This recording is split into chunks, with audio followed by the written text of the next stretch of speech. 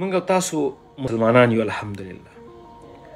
کلمه ده، مونځ ده، روژه ده، زکات ده او بیا حج ده. که چیرې ته کلمه ونه وایې، ستا روژې، ستا مونځونه، ستا زکات، ستا حج ټول بې معناوي دي.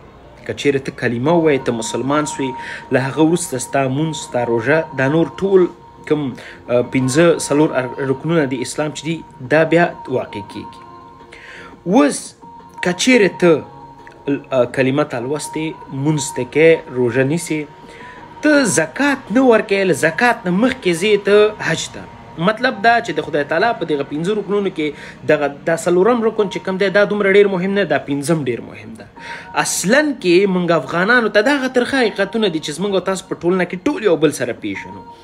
والله په بالله سمت الله اقسم بالله، قسم درته په دې خورم چې زموږ 90% افغانان حج ته د دې په خاطر ځي چې خلک دته حاجي ووایي، چې په ټولنه کې دا خلکو ته قابل د اعتبار سي، دا خلکو ته دا وښیي چې ما د خدای تعالی د کور دیدار وکړ. د دې له غمه نه دي مړه چې دا 5م رکن د اسلام دی. کله چې هغه شرایط ما ورته پوره کړل، بعد له هغه نه باید زه لاړ سم ورته.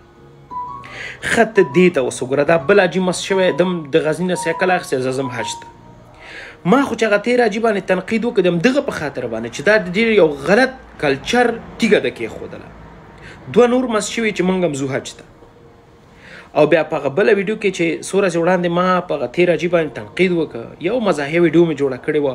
ډېری افغانانو په ما باندې داسې یو رقم ته غوره پرش شروع کړ چې او هغه خو ایماني جذبه لري او دا وروره ګله همت لري او فلان او ډیمکان.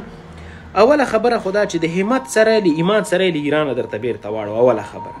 دویمه خبره ده چې د حج د فریضې د ادا کولو لپاره خپل شرایط دي. خدای ته وګورئ، ځان پوه کړئ. ښه دغه سړي ته ته د دې دا وضع ته وګوره، دا د حج ده. خدای باید پخپله دته موږ او تاسو زکات ورکړو. دا د حج د فریضې د ادا کولو نه مخکې باید د زکات ورکړي. زه مطمئن یم چې د لسګون خیرات نه د چاته ورکړی، نو دی به حج ته څنګه لاړ سي؟ خو صرف د دې په خاطر چې دا اوس یو رواج جوړ سو، بس په بایسکل کېنه او هر زم حج ته ځئ لاړ سئ. قسم په خدای څوک چې د طرفداران هم دي د دغه کار، هغوی محمقان دي، جاهلان دي او دوی خو دغسې دي. نو ښه ورته وګوره، د دې د ګیرې ته وګورئ، د وضع ته وګوره. 10 پیډله وروسته مړ کېږي، خو زم حج ته ځم. چېرته ځې؟ ځه لاړ سئ.